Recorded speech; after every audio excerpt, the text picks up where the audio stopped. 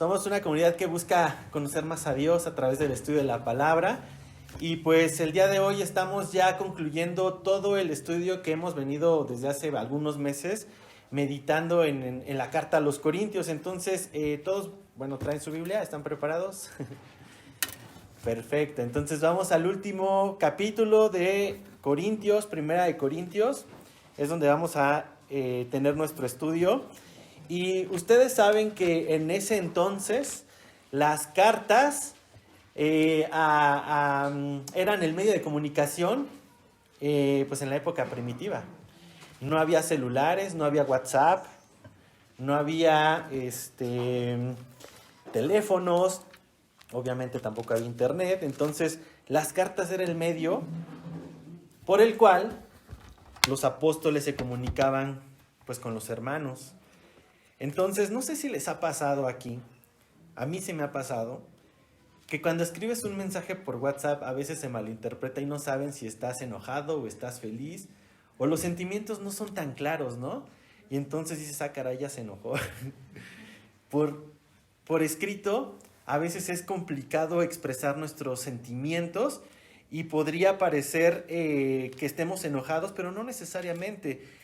Quizás estamos dando un mensaje que es difícil, pero no necesariamente estamos enojados.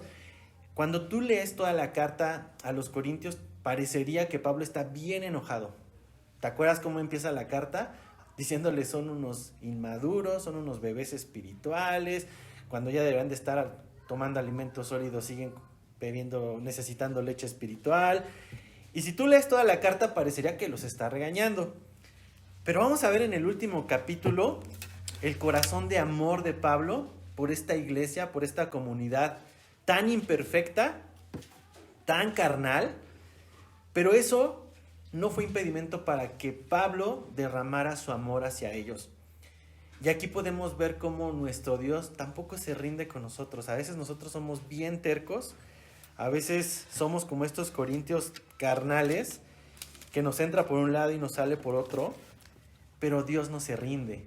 Y Dios siempre trae palabra a nuestros corazones que nos exhorta, pero también nos alienta a seguir adelante.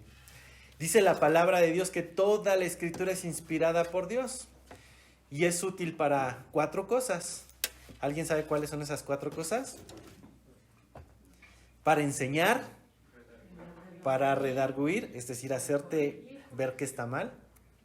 La tercera, para corregir. Y la última, para instruir ¿en qué? A fin de que el hombre de Dios sea ¿qué? Perfecto, preparado para toda buena obra.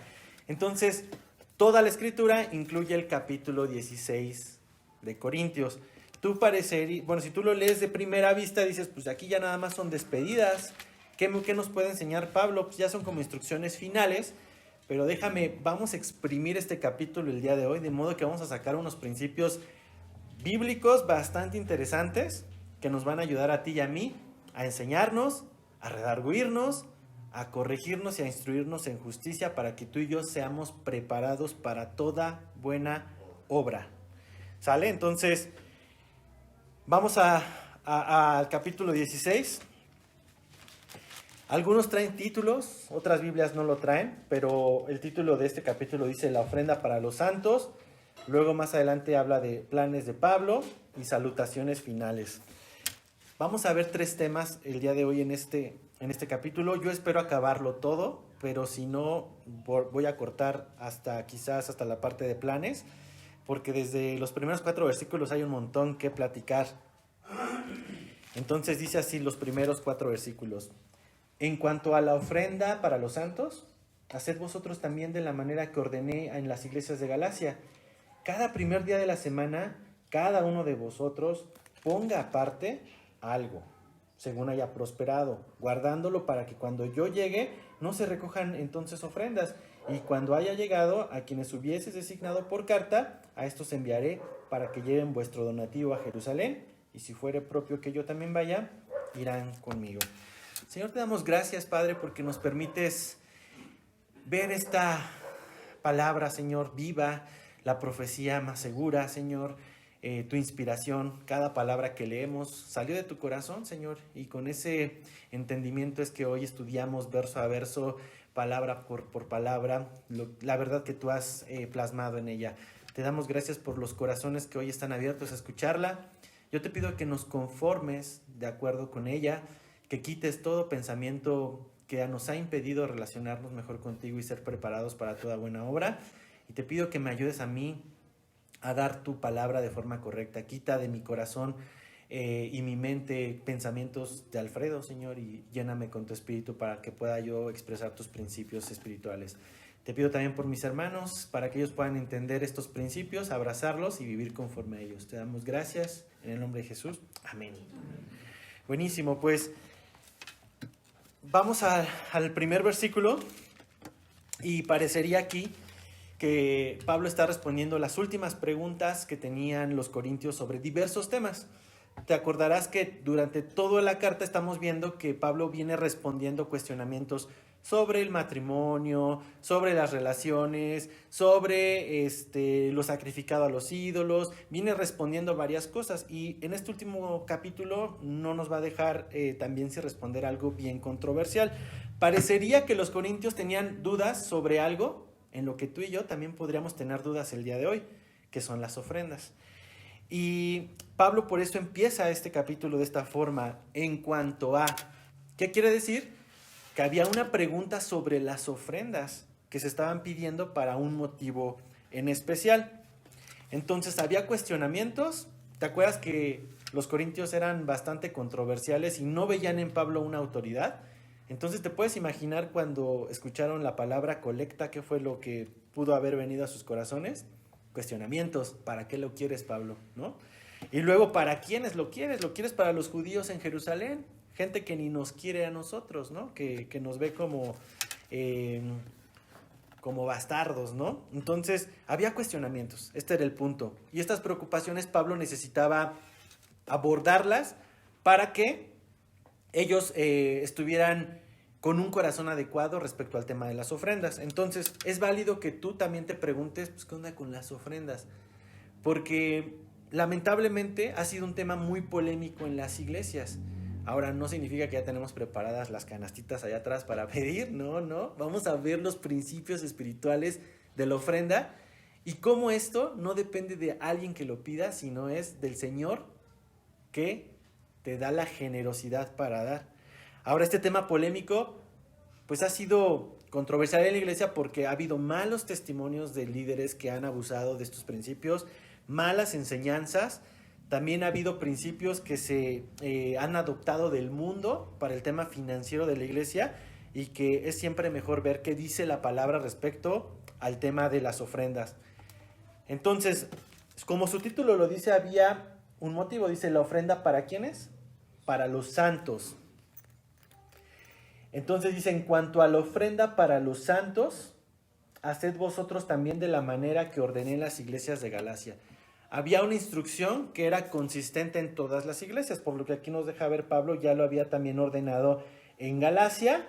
Y esto es importante porque esta necesidad que había en Jerusalén, había que atenderla. ¿Qué pasaba en Jerusalén en ese entonces? Acompáñame a Hechos 11:27, Hechos 11:27 al 30, para que nos pongamos en contexto de qué estaba sucediendo. ¿Y quién me ayuda a leerlo? Son 3 versículos. Hechos 11:27 al 30. Por aquel tiempo unos profetas bajaron de Jerusalén a Antioquía, uno de ellos llamado Ágabo se puso de pie y predijo por medio del Espíritu que iba a haber una gran hambre en todo el mundo, lo cual sucedió durante el reinado de Claudio. Entonces decidieron que cada uno de los discípulos, según los recursos de cada cual, enviaría ayuda a los hermanos que vivían en Judea. Así lo hicieron, mandando su ofrenda a los ancianos por medio de Bernabé y de Saulo. Entonces había gran hambre en este entonces con el pueblo de Jerusalén. Pero todavía peor, había gran hambre para el pueblo. Pero ¿te acuerdas cómo eran los cristianos en ese entonces? Eran perseguidos. ¿Tú crees que alguien le iba a dar trabajo a un cristiano en ese entonces? Era complicadísimo. Entonces había una gran necesidad de hambruna y de persecución.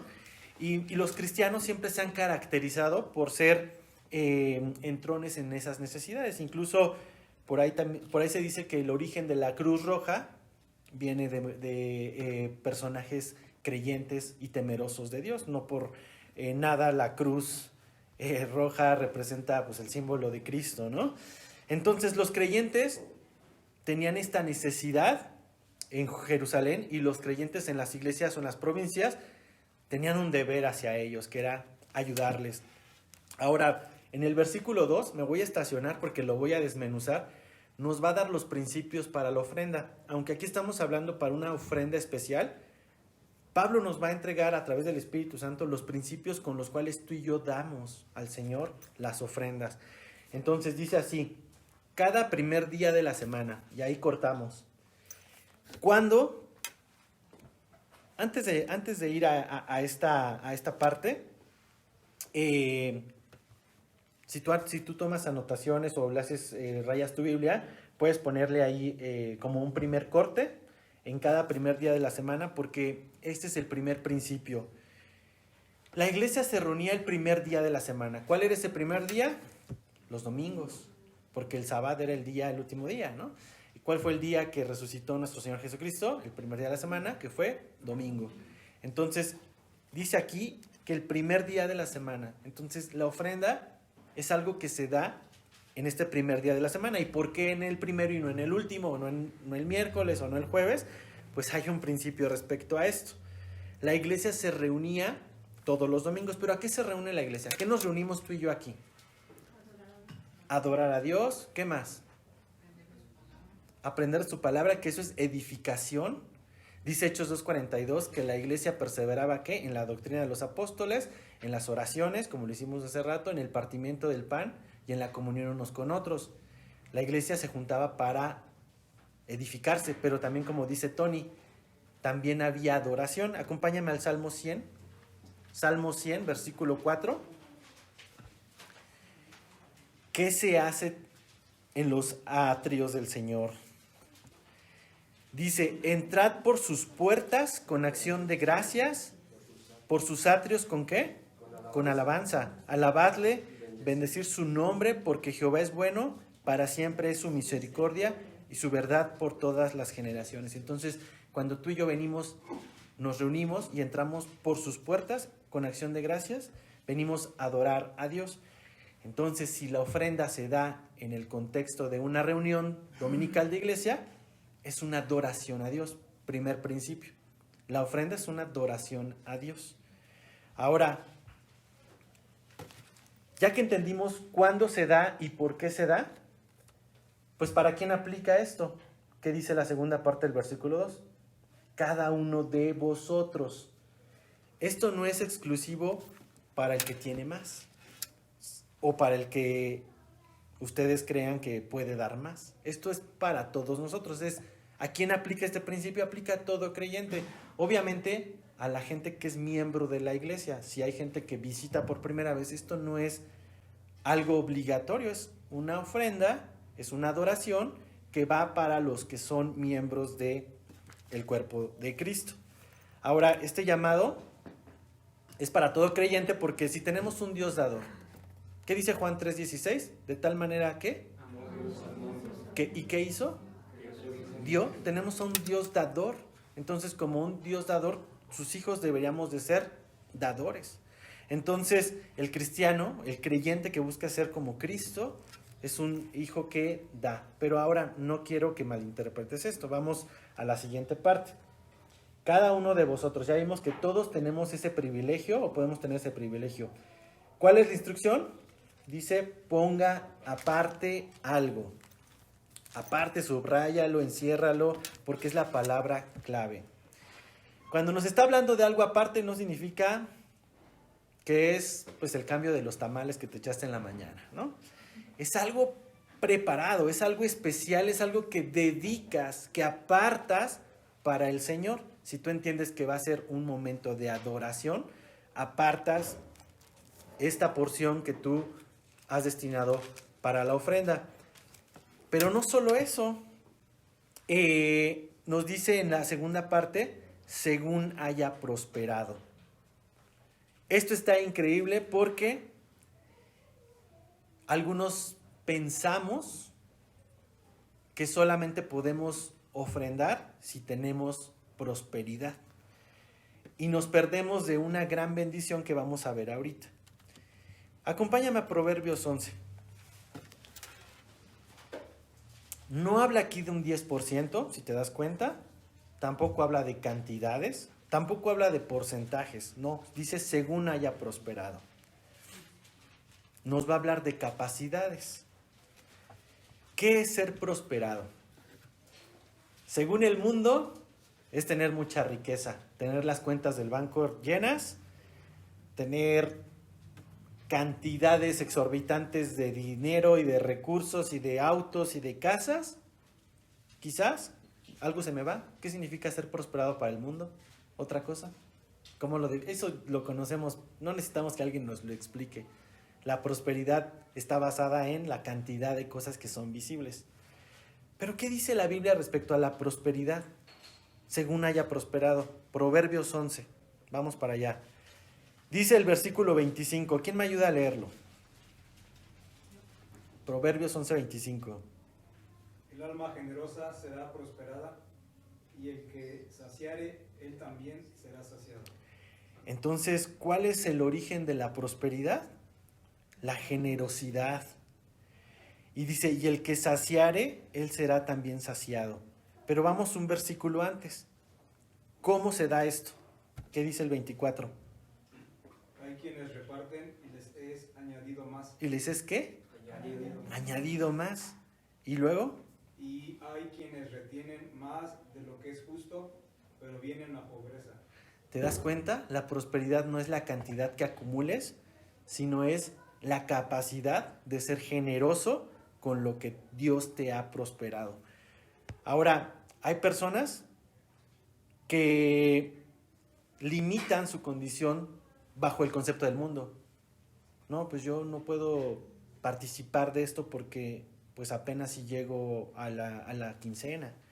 Y entonces estamos viviendo bajo el concepto de prosperidad del mundo. Pero cuando volteamos a la palabra, vemos que la prosperidad viene más bien de un corazón generoso. ¿Te acuerdas de la historia de la mujer viuda que ofrendó 2 monedas? ¿Qué agradó más? ¿Las bolsas de dinero que daban aquellos ricos o las 2 monedas que daba la viuda? ¿Por qué? Porque no es la cantidad, es la condición del corazón, la generosidad que hay en el corazón. Por ahí dicen, hay una frase muy común que se escucha por ahí, dice, hay mucha gente tan pobre que lo único que tiene es dinero. ¿Has conocido gente así? Que tiene mucho dinero, pero es tan pobre espiritualmente, es tan codiciosa y es tan avara que incluso se queda sola.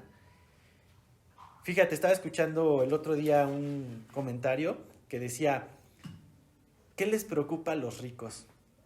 Y si tú puedes entrar a Google y pon, ¿qué les preocupa o qué les quita el sueño a los ricos? Te vas a dar cuenta que ellos tienen más preocupaciones que tú y que yo. Exacto. Ellos están pensando cómo hacer más dinero y cómo ganar más ego y cómo cuidar sus acciones para que no se desplomen. Y ellos tienen más preocupaciones que nosotros. Entonces, la cantidad de dinero no te da la garantía ni la seguridad que muchas veces pensamos. Pero las riquezas, según el mundo, pues es tener dinero. Las riquezas, según la Biblia, es tener generosidad. Velo así, es la moneda de cambio. La generosidad. Ahora, vamos a ver un ejemplo y me voy a adelantar un poquito con 2 de Corintios. Acompáñame a 2 de Corintios 8 para ver ilustrado esto que te estoy diciendo. Esta colecta que se hizo, vamos a adelantarnos un poquito en la historia y vamos a ver qué hicieron nuestros hermanos respecto a esta ofrenda. Dice 2 de Corintios 8 del 1 al 4. Asimismo, hermanos, os hacemos saber la gracia de Dios que se ha dado a las iglesias de Macedonia. Gracia de Dios que se ha dado, ¿a dónde? A las iglesias de Macedonia. Que en grande prueba de tribulación, la abundancia de su gozo y su profunda, ¿qué? Pobreza. O sea, eran pobres. Los macedonios estaban padeciendo una profunda pobreza. ¿Abundaron en qué? ¿De qué? De su generosidad. Pues doy testimonio de que con agrado han dado conforme a sus fuerzas y aún más allá de sus fuerzas, pidiéndonos con muchos ruegos que les concediésemos el ¿qué? ¿Te das cuenta? Es un privilegio de participar en este servicio para los santos. Entonces, ofrendar con el correcto conocimiento, bajo los principios bíblicos, se vuelve un privilegio que el creyente dice, yo quiero aportar, yo quiero participar, no me importa, o sea, quizás tengo una profunda pobreza bajo los conceptos del mundo, pero mi corazón me lleva a ser generoso. Y fíjate, ¿te acuerdas que te decía que el ofrendar es una oportunidad de adorar a Dios?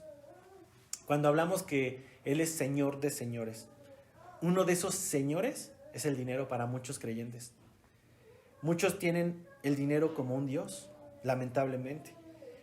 Y cuando damos una ofrenda al Señor, tenemos la oportunidad de sacrificar el materialismo que tenemos en nuestros corazones. Porque es natural, mis hermanos, que queramos nosotros controlar pues todo nuestro recurso. Pero te puedo asegurar algo, mi hermano, que conforme tú vas desprendiéndote de ese materialismo, tu alma se va haciendo más generosa. Repito, no hablamos de cantidades, hablamos de un corazón que da, como dice la palabra, un dador alegre, y habla de un corazón generoso. ¿Y esto qué te va a hacer? Pues te va a hacer abundar en riqueza de generosidad. No significa que si das 10, vas a recibir 100. No habla de esto. Habla de tu materialismo sacrificado, tu Señor dinero sacrificado, para que el Señor de señores abunde en riquezas de generosidad en tu corazón. Entonces, voy a resumir este principio bíblico. La ofrenda es parte de la adoración. ¿Estamos de acuerdo con eso? Es un llamado a todo creyente, cada uno de vosotros, que pertenece al cuerpo de Cristo. Es algo apartado, es algo escogido, es algo que dedicas para esto. Y finalmente es un privilegio el poder participar de las ofrendas porque nos ayuda a crucificar el materialismo y abundar en generosidad. Pero regresando al tipo de ofrenda que estamos leyendo aquí, porque estos principios de ofrenda aplican pues para la ofrenda que se da regularmente cada inicio de semana, pero también para la ofrenda a los santos. Entonces, regresemos a 1 Corintios 16. Dice, según haya prosperado, guardándolo para que cuando yo llegue no se recojan entonces ofrendas. Había un propósito de guardarlo, y el propósito que Pablo estaba poniendo aquí era, yo no quiero llegar a manipularlos. Porque hay gente que da cuando los van a ver, ¿no?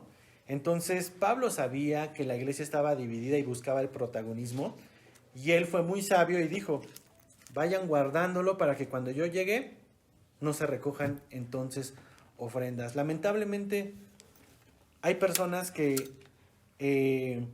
invitan a otros personajes a las reuniones con creyentes para poder sacar recursos, ¿no? Necesitamos una ofrenda pro templo, entonces vamos a traer a tal artista o vamos a tal predicador y vamos a pedirle. Pablo está haciendo completamente lo contrario. Dice, esto tiene que salir de un corazón generoso y no tiene que estar guiado por algún personaje. Por eso Pablo se hace a un lado y les dice, no se recojan ofrendas cuando yo vaya. Versículo 3, y dice, y cuando haya llegado, a quienes ustedes hayan designado por carta, a ellos enviaré para que lleven su donativo a Jerusalén. Vemos otro nivel de sabiduría de Pablo con esto. Había una necesidad, había generosidad para dar la ofrenda, pero muy importante, la iglesia también necesita discernir la necesidad y a quién enviar para entregar esta necesidad. Ahorita estábamos platicando de, pues no sabemos qué hacer con la ayuda a Acapulco, porque pues solamente se puede mandar recursos, no se pueden mandar víveres porque hoy se está rapiñando en las carreteras. Pero el Señor nos va a dar guía, ¿no?, de cómo poder ayudar a nuestros hermanos en Acapulco. Pablo aquí dice, yo voy a designar a quienes ustedes definan para que lleven este recurso. Fíjate, mi hermano, en 1 Timoteo 5, no vayas para allá, te lo voy a leer. También necesitamos ser sabios en saber a quién dar. Tenemos que discernir cuando se levanta una ofrenda. Dice, honra, Pablo hablándole a Timoteo en capítulo 5, versículo 3, le dice, honra a las viudas que en verdad lo son. Pero si alguna viuda tiene hijos o nietos, aprendan estos primero a ser piadosos con su propia familia y a recompensar a sus padres, porque esto es lo bueno y agradable delante de Dios. Hay personas que se aprovechan de estos principios para sacar ventaja. Tú y yo como creyentes necesitamos discernir quién realmente tiene una necesidad para este tipo de ofrendas.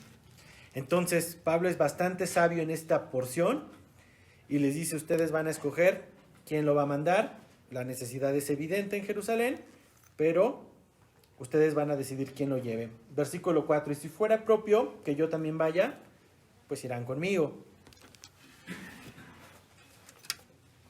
Es nuestra responsabilidad ser de buen testimonio a quienes recogemos y estamos encargados de una administración de los recursos de Dios.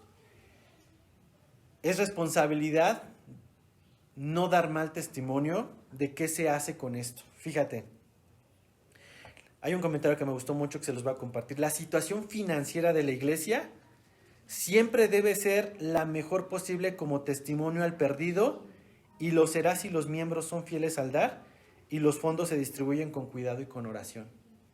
¿Te das cuenta? Nosotros también tenemos la responsabilidad de que lo que la iglesia aporta con generosidad sea distribuido de forma sabia y no sea para causar tropiezo al creyente.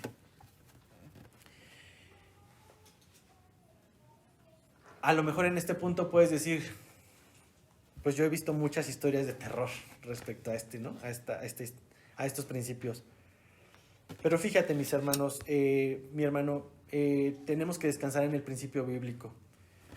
Nosotros damos no por lo que otros hagan con esos recursos, sino damos porque es una oportunidad de adorar a nuestro Dios. Y con estos principios yo quiero que tú puedas comprender el privilegio que tenemos en ofrendar. Y repito, no hablamos de porcentajes, no hablamos de cantidades, hablamos de un corazón generoso. Ahora, si tú aún batallas con eso, no estás preparado y tienes que pedirle primero al Señor en oración, ayúdame a entender estos principios para poder adorarte de la forma correcta. Porque hay gente que adora o trata de adorar a Dios con sus recursos, pero como lo veíamos, hay un corazón que no está preparado para hacerlo.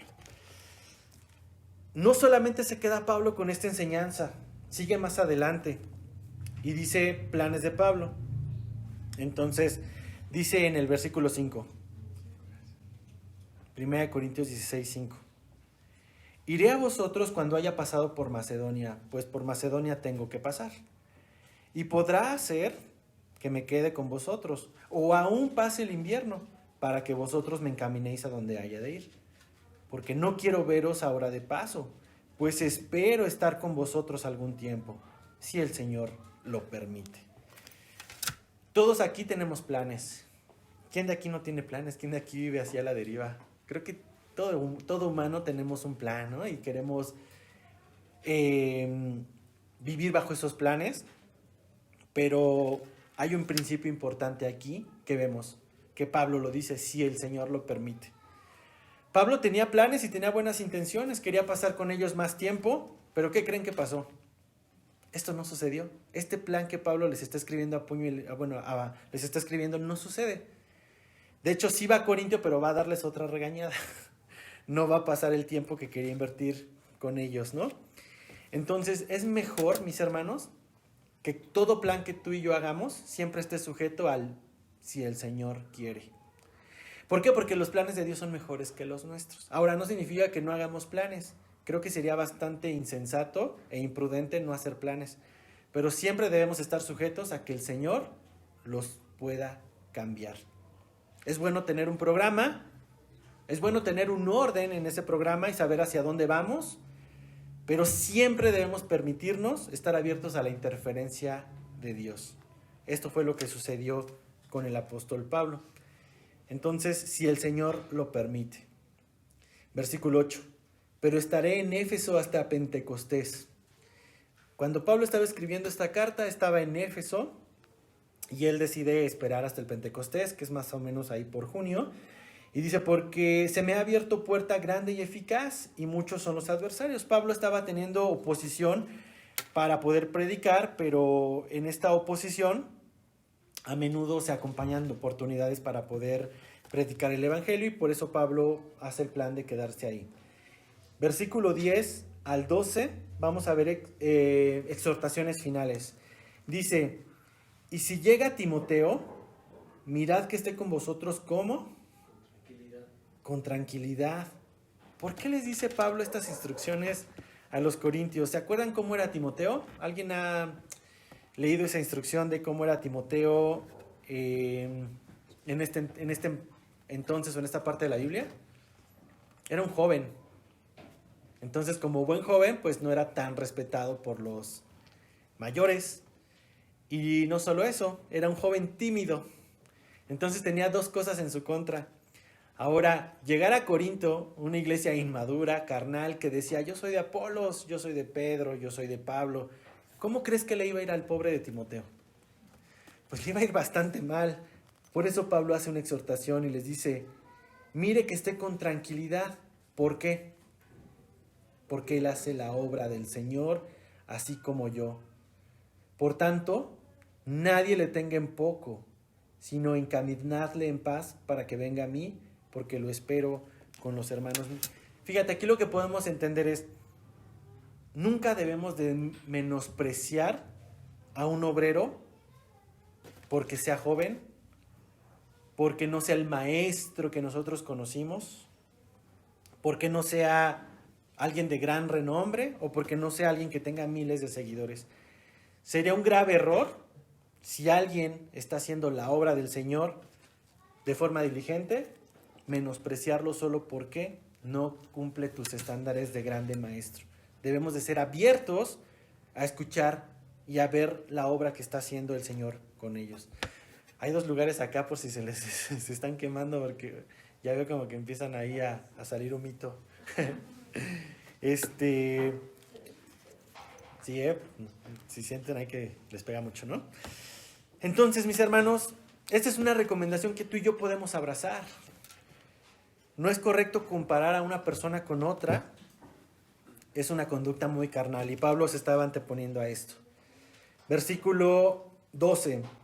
Acerca del hermano Apolos. Mucho le rogué que fuese a vosotros con los hermanos, mas de ninguna manera tuvo voluntad de ir por ahora, pero irá cuando tenga oportunidad. ¿Se acuerdan al principio de la carta cómo Apolos era una causa de división en los hermanos? Apolos era un gran maestro. Incluso se puede presumir que tenía como mayor presencia que el mismo Pablo. Por eso algunos comparaban a Pablo con él. Pero Apolos, fíjate, Pablo le rogó para que fuese con los corintios. ¿Y qué respuesta tuvo Apolos? Dijo que por ahora no. No quiso ir a verlos. Aquí hay algo bien interesante. Pablo pudo haberse distanciado, dividido de Apolos por esta lucha de egos que había en Corinto, pero al contrario de eso, había una unidad. Incluso Pablo le rogó que fuese a verlos, pero yo creo que Apolos fue tan sabio que dijo, no es momento que ahorita vaya, hasta que ellos estén un poco más maduros. Pero irá cuando tenga oportunidad. Y fíjate también, va a dar estas instrucciones para fortalecer a la iglesia como mensaje final. Versículo 13. Son 5 instrucciones que parece que son de un militar a los hermanos de Corinto, que aplican para nosotros, y vamos a encerrarlas. Dice el primero, velad. ¿Qué significa velad? Estar alertas, estar despiertos, estar atentos, ¿no? La segunda es, estad firmes. ¿En qué? En la fe. La tercera es portarse varonilmente. Básicamente lo que dice es, sean hombres, no sean niños, no sean bebés, pórtense como hombres valientes. Esforzaos. Es la cuarta instrucción. esfuérzate porque no va a ser fácil. Y todas las cosas que hagas, hazlas ¿con qué? Con amor. Con amor. El amor es lo básico para que esta iglesia pueda ser fortalecida con estas acciones. Si no hay amor, ya lo veíamos en Corintios 13, es ruido, es un címbalo que retiñe, pero no sirve de nada estar congregados como iglesia. Entonces, ¿cómo fortalecer a la iglesia, mis hermanos? Aquí me da mucho gusto ver a varios varones que son pilares y están velando y están en oración y están firmes en la fe, que se esfuerzan y que todas las cosas las hacen con amor. Eso es algo clave para que la iglesia pueda ser edificada. Pero todo hacerlo con amor. Versículo 15 dice, hermanos, ya sabéis que la familia de Estéfanas es las primicias de Acaya y que ellos se han dedicado al servicio de los santos. Entonces vamos a ver ahora del versículo 15 hasta el 20, cómo debemos también amar y apreciar a los servidores de Dios. Son instrucciones finales, recuerda, instrucciones a la iglesia para que sea fortalecida. Les dice, la familia de Estéfanas son los primeros o las primicias de Acaya, toda la región ahí de Corinto y Grecia, Atenas, y que ellos se han dedicado al servicio de los santos. Os ruego que os sujetéis a personas como ellos y a todos los que ayudan y trabajan. Me regocijo con la venida de Estéfanas, de Fortunato y de Acaico, pues ellos han suplido vuestra ausencia, porque confortaron mi espíritu y el vuestro. Reconoced, pues, a tales personas.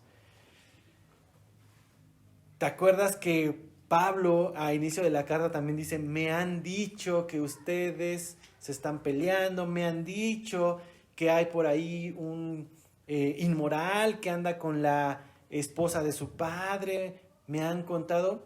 Probablemente las personas que le llevaron las noticias a Pablo sobre estas situaciones en la iglesia fueron estas personas, Estéfanas, Acaico, Fortunato.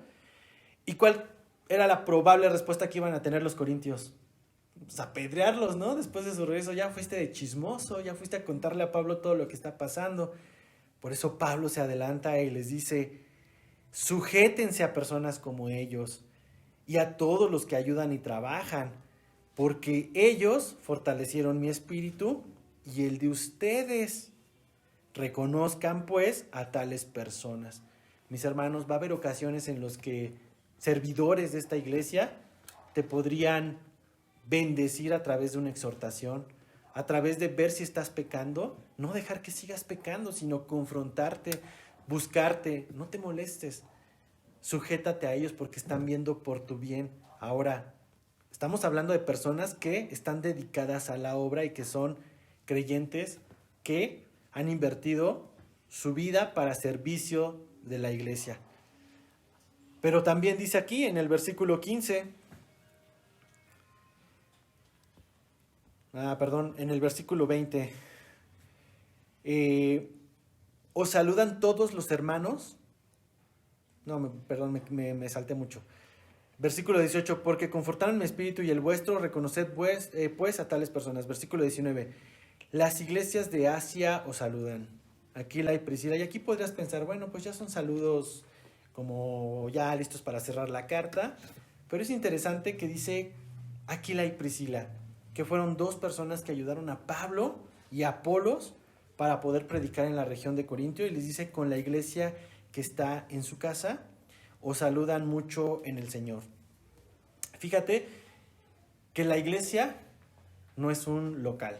Hoy estamos reunidos en la casa de Olga y la iglesia está aquí. La iglesia no es un edificio. La iglesia es donde los creyentes están siendo el cuerpo de Cristo, reflejando y modelando el cuerpo de Cristo. Y Aquila y Priscila habían abierto su casa para hacer la iglesia. Es padrísimo cuando abrimos nuestras casas para poder ser iglesia con otras personas. Hay gente que nunca va a venir a este lugar, pero a tu casa sí podría ir. Entonces, sería fabuloso que podamos orar para que podamos abrir también casas y centros de estudio en los hogares y ser la iglesia también en los hogares como lo hacían Aquila y Priscila, porque la iglesia no solamente es aquí. Y ellos saludaban a los hermanos que estaban en Corinto, y a todos los hermanos. Y estaba despidiéndose ya Pablo con estas últimas palabras: salúdense los unos a los otros con un beso santo. Que era una tradición para aquellas personas saludarse con un beso y demostrar un amor santo para los hermanos. Estoy terminando ya la carta.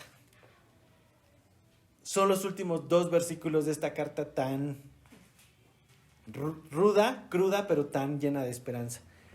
Versículo 21 dice: yo, Pablo, os escribo esta salutación de mi propia mano. Y dices tú, ah, caray, entonces todo lo demás, ¿quién lo escribió? Pablo tenía una enfermedad.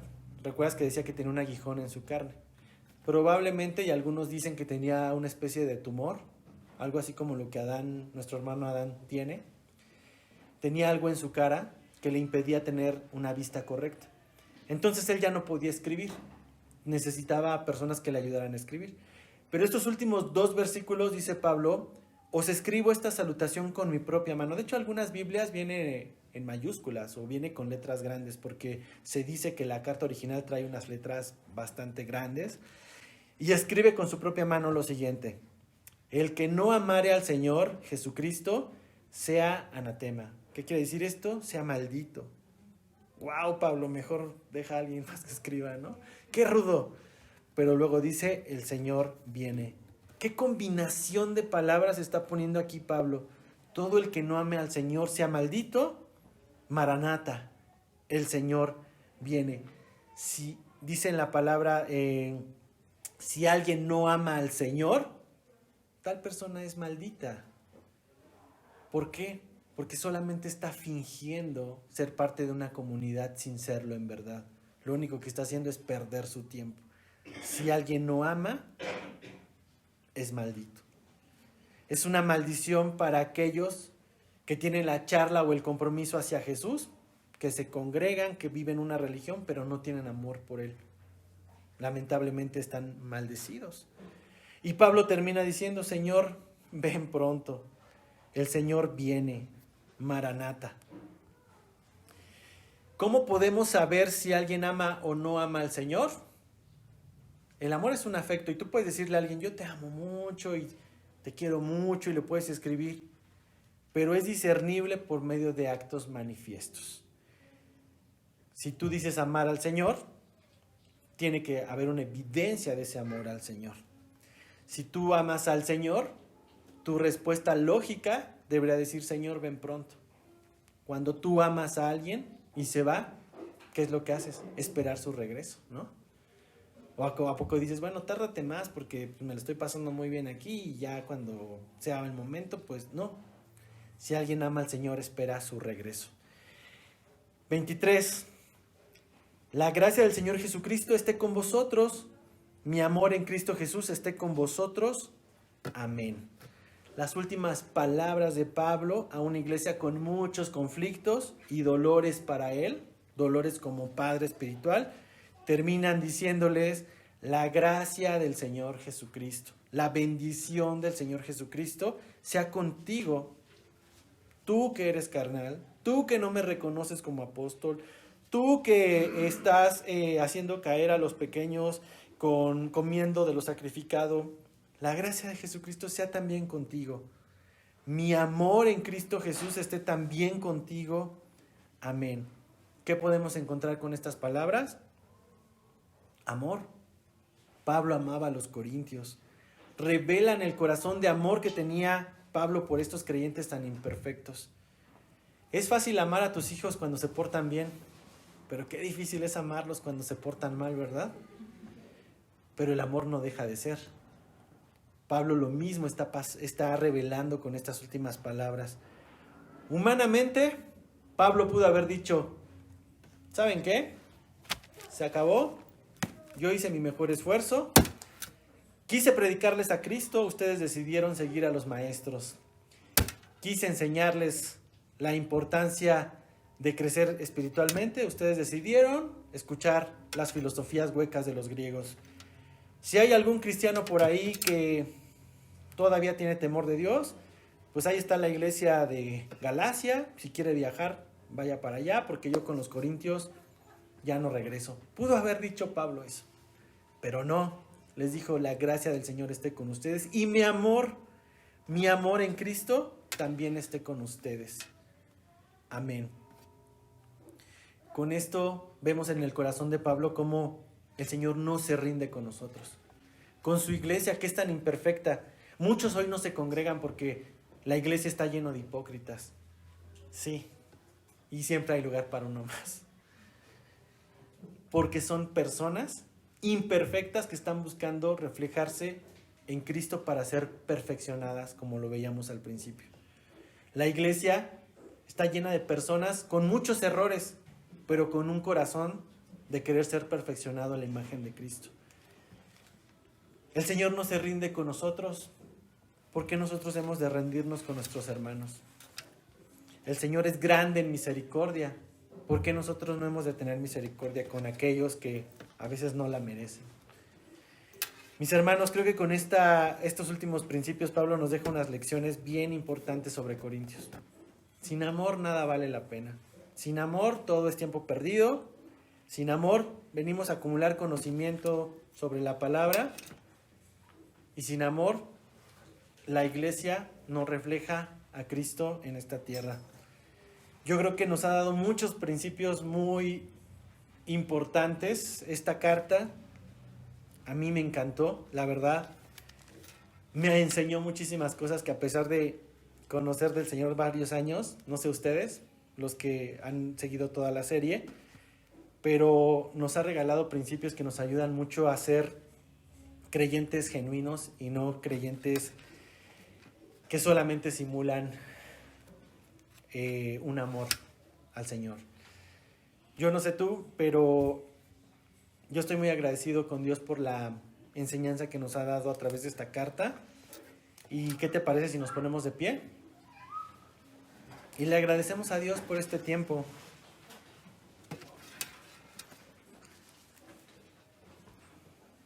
Y miren, sí lo logré acabar.